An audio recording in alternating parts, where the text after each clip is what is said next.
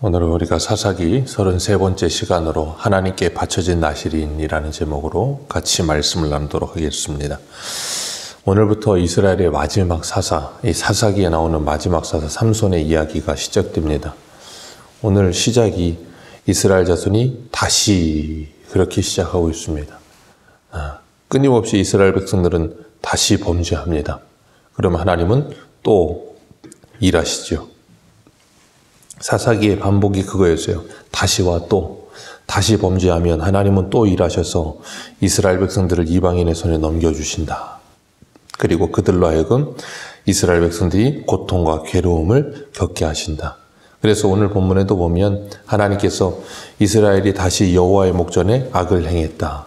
여호와의 목전에 악을 행하니까 하나님께서 그것을 지켜보시다가 그들을 블레셋의 손에 넘겨주십니다. 40년 동안을 블레셋 속에 있어요. 그런데 사사기에 나오는 이스라엘 백성들의 어떤 고생 아니면 고난이 40년까지 간 적이 없어요. 그동안 길었던 게 한 18년, 길어야 18년 정도였는데 이제는 2배가 넘어가는 40년 동안을 블레셋 밑에서 고생을 합니다. 중요한 건 40년 동안 고생을 하고 나면 사사기의 구조상 하나님 이스라엘이 범죄하면 하나님이 이방에 그들을 파시고 이방 손에 넘겨줘서 고생하다 보면 어느 정도 일정 시간이 지나면 그들이 괴로워하면서 하나님께 부르짖고 그러면 하나님이 사사를 보내시는 구조였는데 오늘 본문을 보면 그들이 40년 동안 고생을 합니다. 그런데 하나님께 부르짖음이 없어요. 40년을 고생했는데도 부르짖질 않습니다. 왜 그럴까요? 그들의 완악함이 너무 강력해져 가는 거예요. 점점 죄가 더하면 더할수록 이게 시간이 지나 역사가 지나가면 지나갈수록 죄가 중첩되는 거예요. 그러다 보니까 뭐하냐면 이전 세대가 그 전 세대를 보면서 그 죄를 어려서부터 답습하기 시작해서 점점점 죄에 대해서 무뎌지기 시작하는 겁니다. 감각이 사라지는 거예요. 우리 한 군데 한번 보겠습니다. 신약성경 에베소서 4장 17절 말씀 한번 보겠습니다. 에베소서 4장 17절.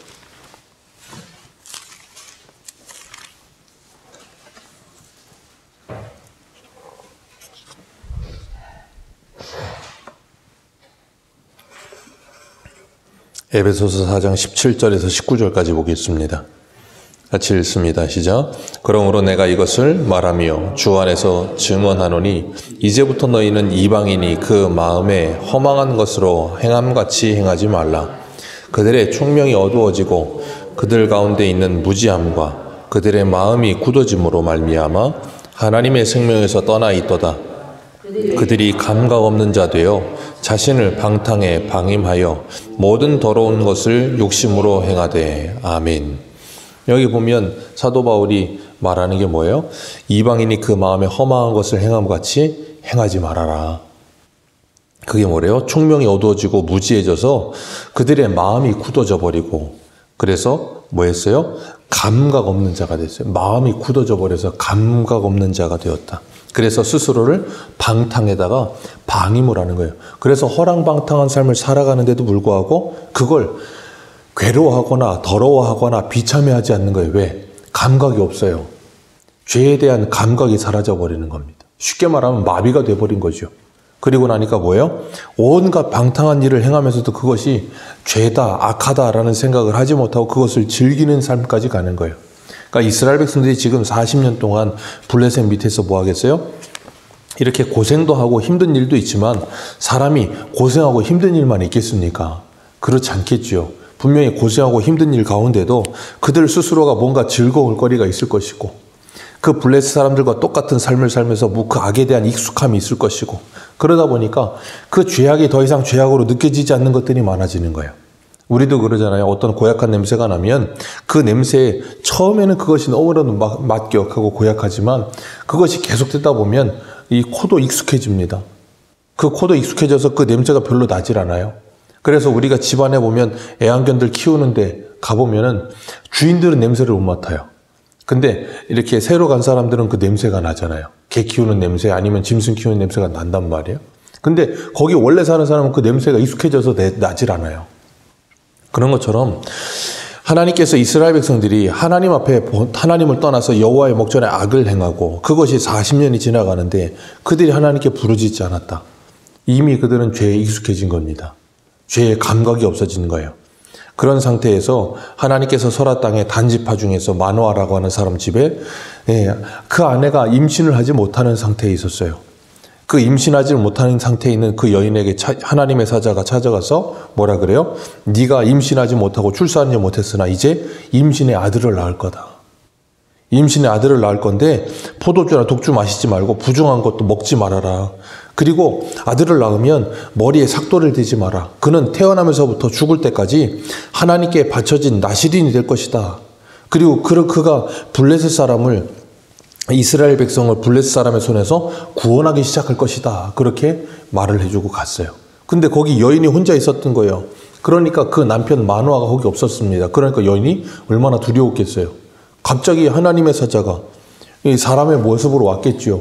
사람으로 모습으로 왔지만 처음 본 사람이 갑자기 와서 이런 소리 하면 얼마나 깜짝 놀라겠어요.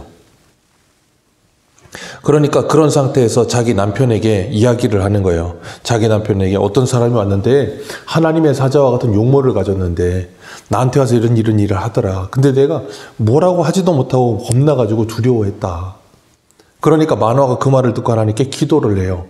하나님, 하나님이 보내신 사자이시면 다시 우리에게 보내주셔서 우리가 이 아이 낳으면 어떻게 키워야 될지를 좀 알려주십시오.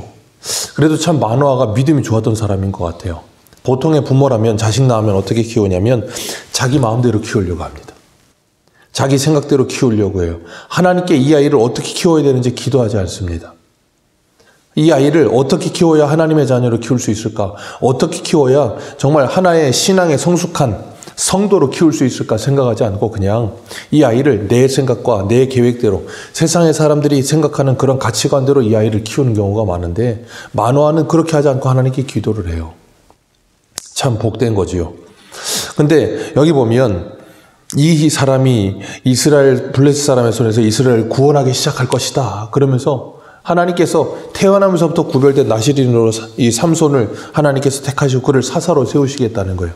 이스라엘 백성이 부르짖지도 않았는데 하나님께서 일방적으로 그 계획을 이루어 가시는 모습을 봅니다. 그게 하나님의 구원이에요. 하나님의 구원은 우리가 하나님께 부르짖지 않아도 하나님께서 그 일을 일방적으로 행하십니다. 우리가 요한복음 보고 있잖아요. 주일 오전에. 사마리아 수가성의 그 여인, 예수님 찾지 않았어요. 예수님이 그냥 거길 찾아가셨어요. 그래서 그 여인을 만나셨고 그 여인에게 말씀하시고 그 여인에게 구원이 무엇인지를 가르쳐주고 계세요.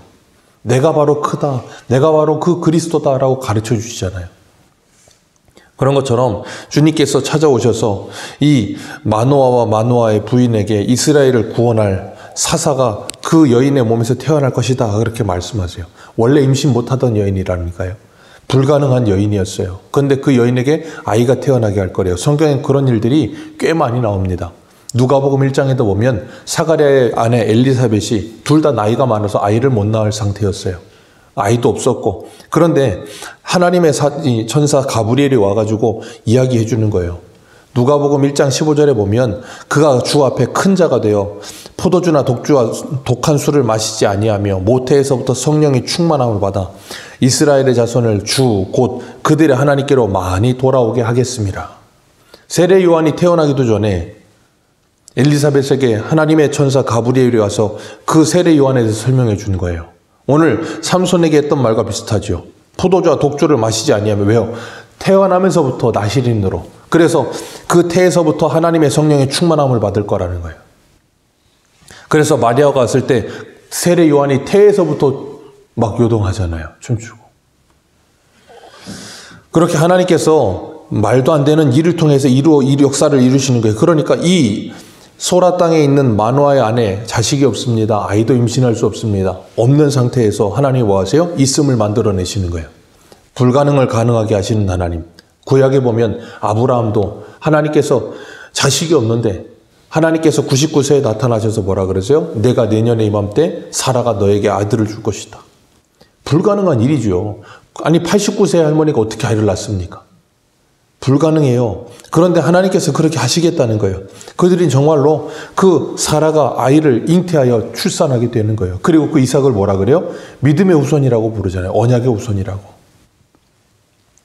하나님께서 40년 동안 하나님께 블레셋 사람 밑에서 고통당하는데도 불구하고 하나님께 부르짖지 않는 그들의 모습을 보면서 그 모습이 바로 마노아가 자식이 없는 모습과 같은 모습인 거예요. 그런데 하나님께서 그들에게 뭐 하세요? 자식을 주셔서 이스라엘을 구원하시는 거예요. 부르짖지 않음에도 불구하고 하나님께서 그들에게 구원을 주시겠다는 거예요. 왜요? 그들은 하나님께서 택한 백성이기 때문에 그렇게 하시겠다는 거예요. 그러면서 이 마노아가 하나님께 기도했더니 하나님께서 그 하나님의 사자를 다시 보내십니다. 그런데 문제는 뭐냐면 이 마노아가 그 자리에 또 없어요.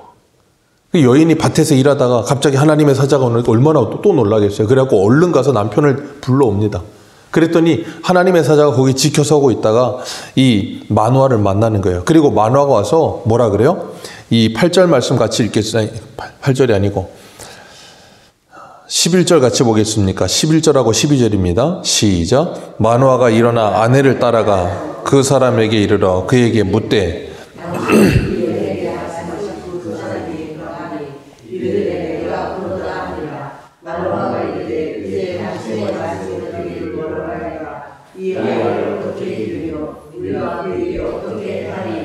아멘. 우리가 이 아이에게 어떻게 기름이요 그에게 어떻게 행하리이까. 참 아름다운 그리고 멋있는 아버지죠. 이런 모습이 있다면 얼마나 좋을까라는 생각을 합니다. 어떻게 기름이요 어떻게 행하리이까. 그랬더니 하나님의 사자가 13절에 앞에 4절에 말한 것처럼 그에게 말한 것들을 삼가하라. 포도나무의 수산을 먹지 말고 독주를 마시지 않게 해라. 왜요? 날 때부터 나실이니다. 하나님의 것이다. 나실인의 규례가 그러더군요. 삭도. 그러니까 보통 나실인은 어떤 일정 기간을 자신의 삶 속에서 일정 기간을 떼어서 그것을 하나님께 자신있게 바칩니다. 그러니까 뭐 1년이면 1년. 그래서 1년 동안 나실인으로 사는 거예요. 그러면 머리 깎지 않고 포도주 먹지 않고 독주 먹지 않고 그런 거 하지 않고 딱 하나님 앞에 구별된 모습으로 살게 되는 거예요. 그런데 삼손은 날 때부터 나실인이다 그렇게 말씀을 하세요. 그 모습 속에 우리의 모습이 있는 겁니다. 우리는 예수 그리스도를 믿고 거듭나는 순간 나실인이 되는 겁니다. 하나님께 드려진 자들이 되는 거예요. 그래서 사도 바울은 고린도서에 우리는 그리스도의 것이요 그리스도는 하나님의 것이라 그러시면서 우리 자신이 하나님의 것이 되었음을 말씀하세요. 고린도서 6장에도 뭐라 그러십니까? 너희의 몸은 하나님께서 값주고 산 것이니 너희의 몸으로 하나님께 영광을 돌리라. 그래서 바울은 로마서 12장 1절에도 우리가 드려야 될 영적 예배는 뭐라 그랬어요? 우리의 몸으로 산 제사를 드리라 그러셨어요. 죽은 제사가 아니고 살아있는 제사를 드려라. 우리의 삶으로 하나님께 예배를 드려라 그러셨어요. 그 예배가 뭐예요? 로마서 12장 2절에 너희는 이 세대를 본받지 말고. 그게 뭐예요? 거룩입니다. 마치 이 하나님의 사자가 마노아에게 와서 어떻게 키우고 어떻게 행해야 됩니까? 그랬더니 포도주와 독주를 먹지 말고 모든 부정한 걸 먹지 말아라. 그 13절에 그래서 그것들을 삼가해라. 그게 뭐예요? 절제하라는 거예요. 성도가 예수를 믿고 구원받아 하나님의 자녀가 되면 우리에게 일어나는 일이 뭐예요? 하나님의 자녀다움을 견지하는 삶을 사는 거예요. 그게 뭡니까? 절제하는 거예요. 우리 한 군데만 보겠습니다. 베드로전서 보겠습니다.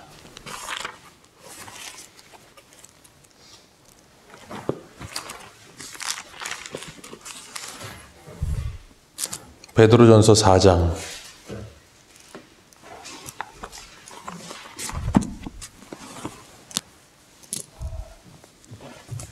베드로전서 4장 1절에서 4절입니다. 베드로전서 4장 1절에서 4절 같이 읽겠습니다. 시작. 그리스도의 육체의 고난을 받으셨으니 너희도 같은 마음으로 갑옷을 삼으라. 이는 육체의 고난을 받는 자는 죄를 그쳤음이니 그 후로는 다시 사람의 정욕을 따르지 않고 하나님의 뜻을 따라 육체의 남은 때를 살게 하려 함이라. 방탕과 향락과 우상 숭배를 하여 이방인의 뜻을 따라 행한 것은 지나간 때로 족하도다. 이러므로 너희가 그들과 함께 그런 극한 방탕에 다름질하지 아니하는 것을 그들이 이상히 여겨 비방하나. 아멘. 여기 보면 뭐라 그러세요? 너희도 같은 마음으로 갑옷을 삼아 육체의 고난을 받은 자는 죄를 그쳤다라고 말씀하세요. 그러면서 하는 말이 뭐냐면 사람의 정욕을 따르지 않고 하나님의 뜻을 따라 육체의 남은 때를 살게 하려 하심이라. 왜? 그래서 육체의 고난을 당한다는 거예요. 그리고 지나간 때로 족하다. 이방인의 뜻을 따라 살던 때가 지나간 때로 족하다. 이제는 그런 극한 방탕에 다름질하지 말아라. 왜요? 감각 없는 자가 아니거든요. 마음에 굳어버린 마음을 가진 감각 없는 자가 아니고 에스겔 말씀처럼 하나님께서 우리에게 맑은 물을 뿌리고 우리의 굳은 마음을 제거하고 무슨 마음 주셨어요? 부드러운 마음 주셨습니다. 선한 양심 주셨습니다. 거듭난 양심을 가졌습니다. 그렇기 때문에 죄를 지으며 살면 이제는 무감각하지 않고 너무 감각이 살아있어서 뭐예요? 괴로울 수밖에 없는 거예요. 그러니까 뭐 할 수밖에 없어요? 회개를 할 수밖에 없어요. 왜? 성령이 우리 안에서 역사하시니까 죄 짓고 그냥 두 발 뻗고 살 수가 없는 거예요. 하나님께서 그렇게 만드셔서 우리로 하여금 세상의 사람들과는 다른 구별된 하나님의 사람답게 살아가게 만드시는 게 하나님의 놀라운 구원의 역사인 줄 믿습니다. 하나님께서 그렇게 우리에게 찾아오셔서 일방적으로 은혜를 베푸시는 거예요. 그리고 나면 우리에게 일어나는 일이 뭐예요? 우리가 모든 걸 할 수 있어요. 바울이 고린도전서 10장에 말하는 것처럼 23절에 모든 것이 가하나 모든 것이 유익한 것이 아니요 모든 것이 가하나 모든 것이 덕을 세우는 것이 아니니 누구든지 자기 유익을 구하지 말고 남의 유익을 구하라. 왜요? 사랑은 자기 유익 구하지 않는 거라 그랬잖아요. 그러니까 모든 걸 할 수 있어요. 그런데 하지 않는 거예요. 모든 걸 할 수 있어요. 그런데 덕을 세우기 위해 안 하는 거예요. 다른 사람을 유익하게 하기 위해 안 하는 거예요. 그래서 바울이 로마서 10장 31절에 그런즉 먹든지 마시든지 뭘 하든지 하나님의 영광을 위해 하라. 그게 뭐예요? 신약 시대를 살고 있는 우리들이 가져야 될 영적 나실인의 삶의 모습인 거예요. 오늘 본문에서는 포도주와 독주와 그리고 부정한 것들을 먹지 말아라 그러셨는데 우리들도 마찬가지예요. 이 땅을 살아가면서 우리가 술 취하지 말고 성령의 충만을 받아야 돼요. 성령의 충만을 받아서 이 세대를 본받지 않고 세상 사람들과는 구별된 삶을 살아가는 거예요. 그러기 위해 뭐예요? 절제도 하는 거예요. 우리가 예수 그리스도를 믿고 구원받으면 분명히 하나님께서 우리에게 더 좋은 것을 주십니다. 그리고 이 땅의 것보다 더 좋은 것을 가지고 살게 하시지만 문제는 우리가 그렇게 살다가도 이 세상의 것들이 보인다고요. 이 세상의 것이 보일 때 뭐 하라고요? 절제하라고요. 그 절제는 누구의 열매요? 갈라디아서 5장의 성령의 열매입니다.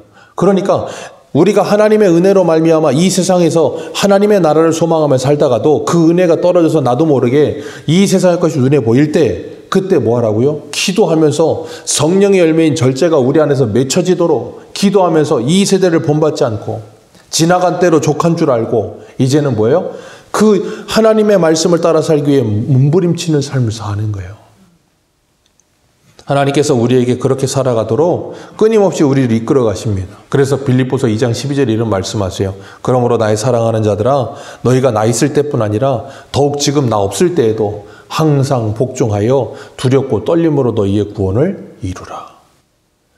주님께서 우리를 지켜보시는 그 삶을 살아가라는 거예요. 사도 바울이 육신의 사람, 사도 바울이 나를 보든 안 보든 주님이 너를 항상 지켜보고 있음을 기억하고 네가 하나님께 바쳐진 나실이라는 것을 알고 세상 사람이 하는 것 다 하지 않고 세상 사람이 먹는 것 다 먹지 않고 세상 사람들이 누리는 것 다 누리지 않아도 주님 안에서 너에게 주어진 일에 감사하며 그 주님과 동행하는 삶을 살아가라는 거예요. 우리가 오늘도 하나님 앞에 바쳐진 하나님의 사람으로 우리가 내가 나의 것이 아니고 하나님의 것인 줄 알고 우리의 몸으로 하나님께 영광 돌려드리는 복된 하나님의 사람으로 사시기를 축복합니다. 기도하겠습니다.